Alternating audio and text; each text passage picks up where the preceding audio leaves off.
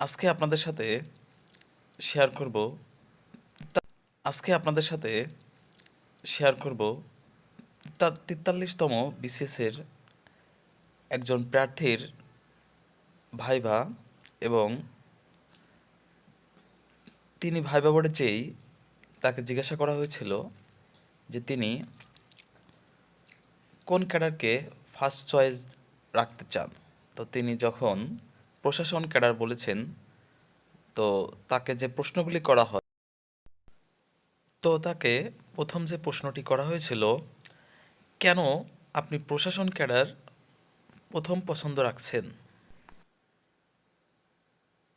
একজন জেলা প্রশাসকের কয়টি নাম আছে এবং সেগুলো কি কি? একজন সহকারী কমিশনার